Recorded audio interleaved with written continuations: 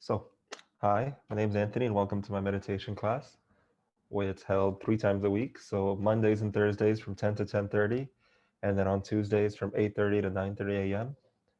And today we'll be doing two brief 10-minute mindfulness sessions. So that'll be 20 minutes of meditation total.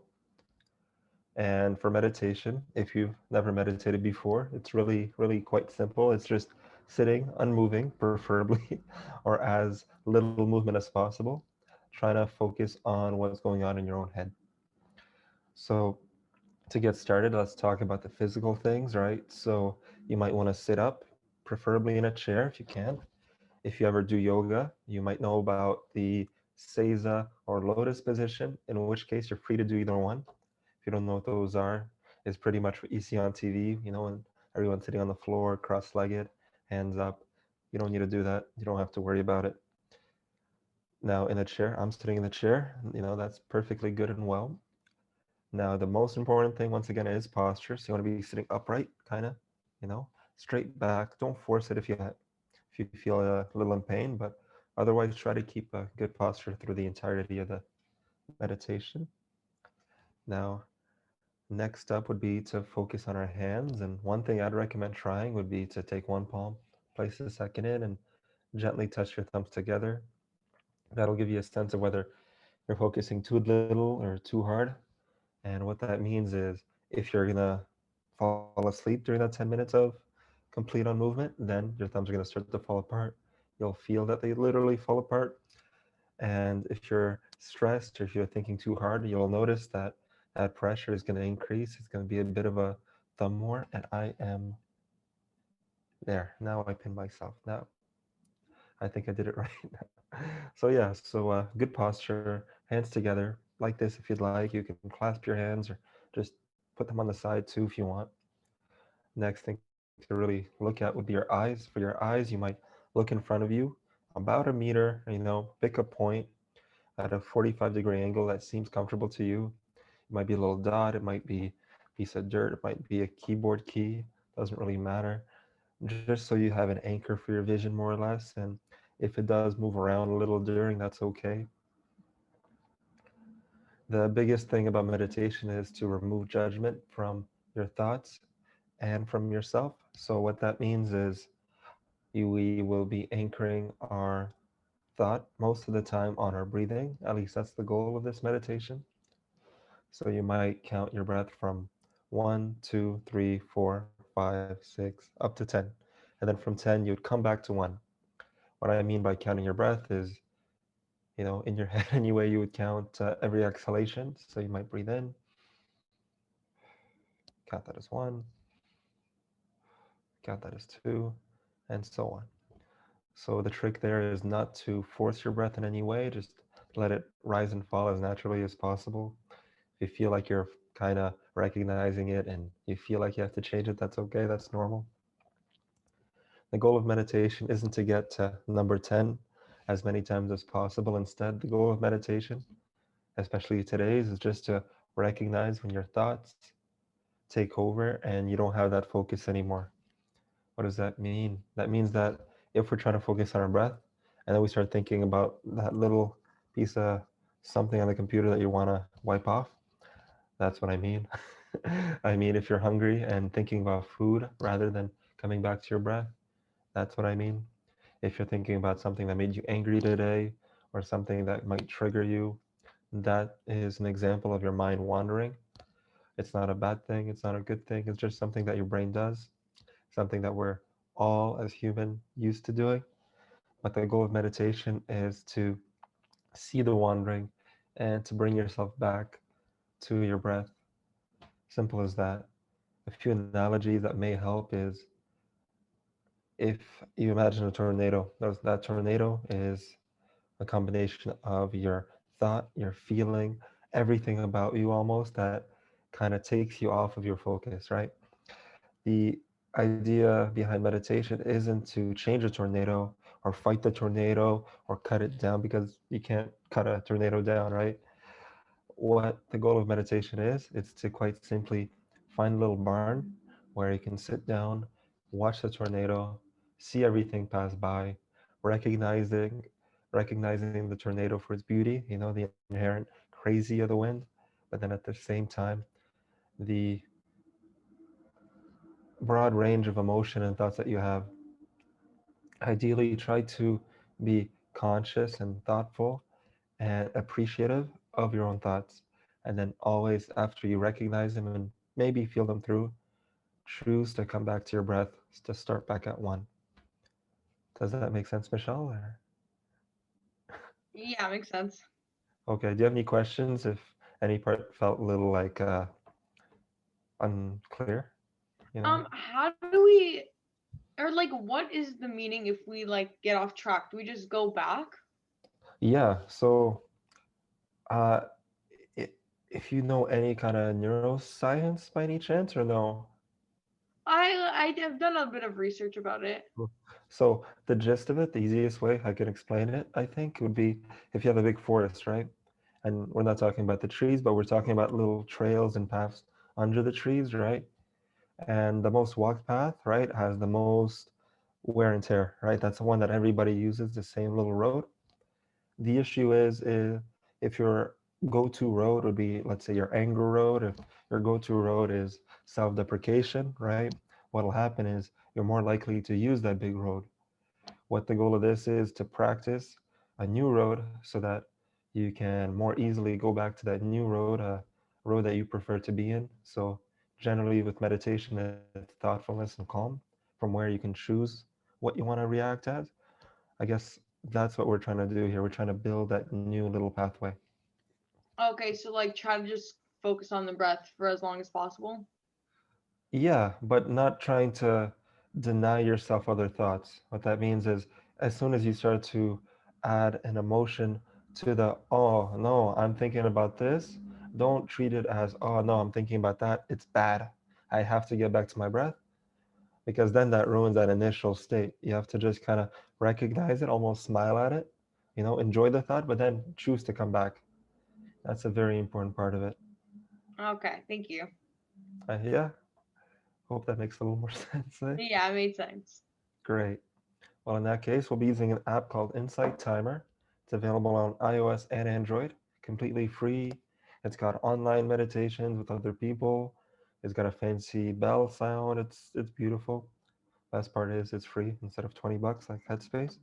Not to say Headspace is bad, but when you hear the bell will start, and when you hear it again, will stop. That's really all there is to it. I'll see you there.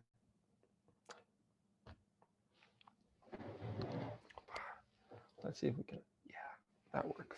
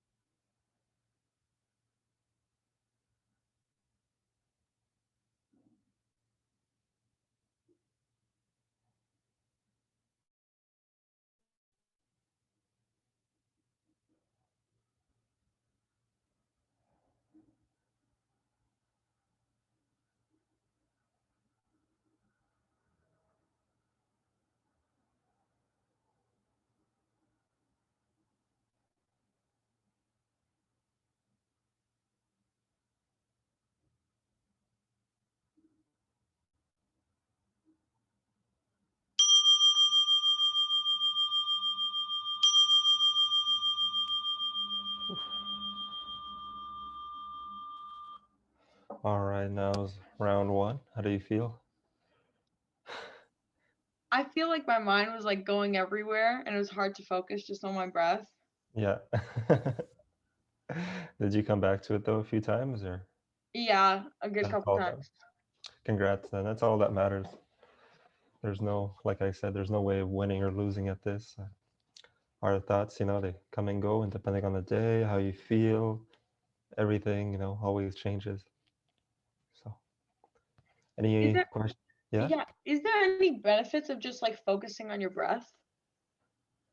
You mean specifically like controlling your breath? Or, Like meditation, like focusing on your breath. okay. Uh, there are a bunch of benefits. So, if you go online, you'll read a whole bunch of slew of stuff. I can't speak for any of that. All I can say is I've been going through a lot of very impactful personal things, and I don't think if it wasn't for the meditation, I feel like I would have reacted completely differently. So, best way I can explain it is you maintain control and you build a pathway of calm so that even when other people may be stressed, you feel perfectly fine. That's the easiest way to put it. Oh, so like your brain, you're making like a new pathway, a stronger pathway in your brain kind of thing.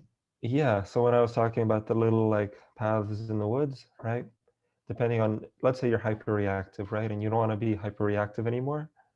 The brain is live wire, so everything is interconnected. It's constantly changing. Every second, even now, is changing for you, right? So the idea is to make that strong pathway of whatever you want to be in the future. It's kind of like fake it till you make it, but with a focus. Yeah. Yeah, that's why it really is focus training on steroids, if I'm being honest. Okay, thank you so much. Don't worry. You want to do one more? Sure, why not? All right. Because I usually do 2 10 minutes. So we'll do 110 and 1 8, if that's okay with you. Yeah, sounds good. How are you feeling though, body wise? Did you feel like shaky at all or anything like that? Or No, not shaky at all. I good? just like felt very aware of everything. Like Yeah, I'm cross-legged, so I like really felt like my yeah. legs even more. Oh, nice. Okay, I know exactly what you mean. Great. Just like more present. Yeah, that sums it up really well. So whenever you're ready, we'll do the other 8. In about 5 seconds, you'll hear the bell, and then you'll hear the second one too. Okay, sounds good. Cheers.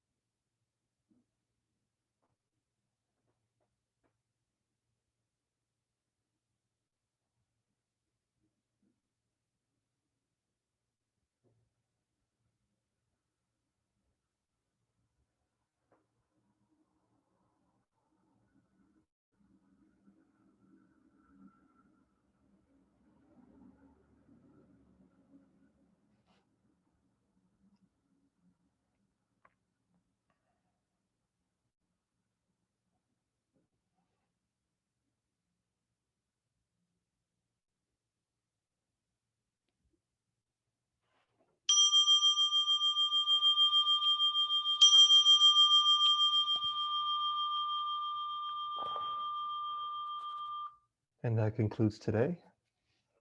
One little takeaway I'd like to offer, quick one, would be to try to treat it like brushing your teeth.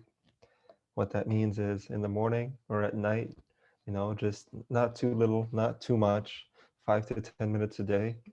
It'll be a lot of good practice for the long term. So kind of like building a muscle, you got to start somewhere. So